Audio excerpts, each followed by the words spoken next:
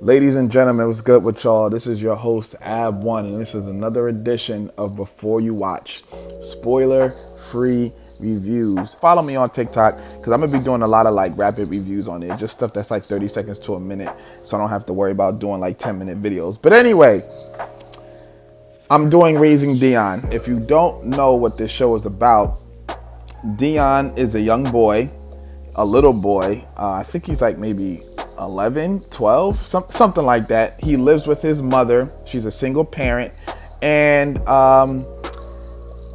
he has superpowers.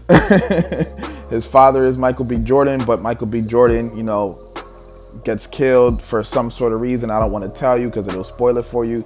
But anyway, the show is pretty much about Dion and his mother. He's just trying to live life as a normal kid, but explore these superpowers. And obviously the mother is just trying to be the best mother she can be and take care of this child. So that's pretty much it in a nutshell. Season 2 came out, and it was a long time before the season dropped. There was a lot of speculation that the show was going to get canceled, and I'm glad it didn't, because it is a good show. So season 2 is pretty much about more of the same, but they introduce new characters. They obviously have a new villain, and they also introduced like a corporate entity into it. The first season was more about, it's like an origin season. This season, Dion, everybody knows what Dion can do. Now, the one thing about this show, right? They don't really fully explain to you what people's powers are. You kind of just have to guess, but there's like really no consistency there, because Dion's powers are he can teleport. But then he calls himself the mind mover because he can move things with his mind. So obviously that's telekinesis. But then he can also shoot fireballs and create hurricanes. You know what I'm saying? So create tornadoes. I'm sorry. So it's like, did his powers evolve? Like, what exactly is going on? And it's not just for him. They kind of do that with every character. Like, you think they have one power and it kind of just turns into something else. And I get it. They're kids, so they haven't really developed their powers to the full extent. But they even have people in this season that work for this company named Dion that train the powered individuals. And even their powers, they don't really explain them to the full extent. So you're just sitting there, you're kind of just like, I guess he can do this, but I guess he can't do that. The biggest thing I like about the show is I love Dion and his mother's chemistry. Like, you really do feel for her, because she's trying to really just do the best for him. And he's a kid, so he really just wants to be a kid. So the first season felt like a superhero show. This season does not. Now, that's not to say that the season is not good. It's just the overall feel can be inconsistent sometimes. Some episodes, you really feel like you're watching a superhero show. And then some episodes, you're just like, what is this? Is this like a 90s comedy? You know what I mean? It like flip-flops here and there. I do like the visuals. The visuals are really good. With that being said, I felt the show was a little underwhelming towards the later episodes. It's a really good show. It keeps you locked in. It's only 8 episodes. Each episode is maybe 35 to 40 minutes. There's like 2 episodes that's like 20 minutes. So you can easily binge it.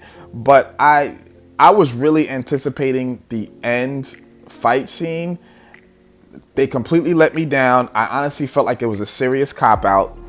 And I was just watching. If you watch the villain has some really, really, really, really extreme powers. And I'm like, the whole season, his main goal was to do this. He gets the opportunity and then he doesn't. To me, I was just watching and I was like, no. The writers must have ran out of ideas or something like that. But what they did miss on the final battle, they made up for in the fact that they developed a ton of characters. So now season 3 doesn't necessarily have to revolve around Dion. So I did like that. It's almost like he's building the Avengers to some degree, or has like some sort of team.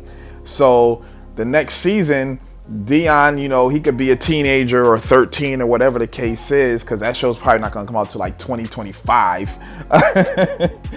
So then they'll have, you know, 4 or 5 characters that they could definitely just play with. Like, okay, cool, because now the villain for that season is going to be even greater than the villains we've seen in the second one. So the show is easy. It's easy to pick up and watch. It is funny. It's very relatable. There's like no cursing. I don't think there's any blood. It's not very bloody. The people with superpowers in this show are called powered. Everybody in this show, in the second season, people are aware that there are powered people around them, right? So it's not like superheroes are a secret.